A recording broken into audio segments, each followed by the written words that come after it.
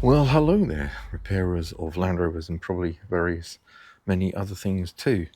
This is the follow-up to my breakdown on my car just after the holiday. I think it turned out to be something a little bit on the random side, so I'm just going to talk you through what I found, and it was to do with this mass airflow sensor here. When I got the diagnostic tool on, I discovered that I was getting like a negative MAF reading, so the air pressure was going negative. So there was some kind of probably air leak around here. So I had serviced the car earlier in the year, put this back on, and I hadn't had any symptoms until the point at which the car broke down on the way back from holiday. And so I thought I'll just take this off, take this off, have a look in here, give it a clean. So that's what I'm going to just show you how to clean your MAF sensor. That's a mass airflow sensor, and that kind of seemed to have cured the problem. Since then I've been on lots of long journeys, and the car hasn't failed again, so it's kind of bizarre. I've had an oil sensor before that was reading the wrong temperature. That caused low power mode. This is going to cause a problem with the fueling, and then we've got the MAP sensor in the manifold. So this car, like all modern cars, has got loads of sensors, and I think if anything get out of kilter, you end up getting these kind of random sort of low power mode type things, and that's what caused it. So I'm gonna have a quick look at this. It's not a very long video, and then just show you what you're looking for, and that's it really. So let's get cracking. This is just a 7mm Jubilee clip. I tend to use the hex on it because it just a bit better quality. I mean, you can undo it with a cross-headed screwdriver, but I prefer not to do that. And then the other thing I'll do is I'm just going to loosen off all the screws on the air filter housing.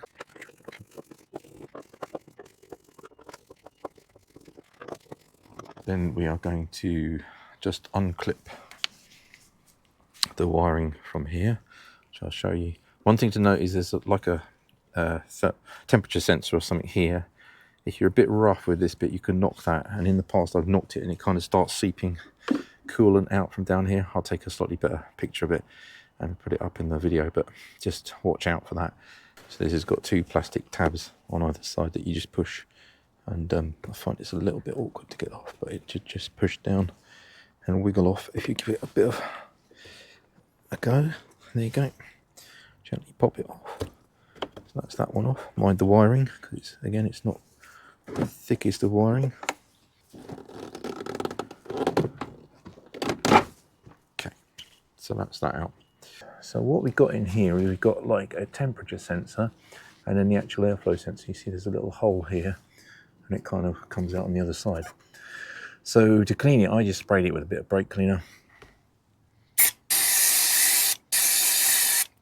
I'll just let that dry out for a minute and then we'll put it all back together. The other thing again is to check is that your air filter's seated properly, and again this is that little temperature sensor on the coolant pipe which you need to keep an eye on the TDV6. I don't know whether it's an issue on different engines. So giving this a wipe and a clean, and it's ready to go back in. So just going to make sure carefully to put this back on so that we are not in a funny position.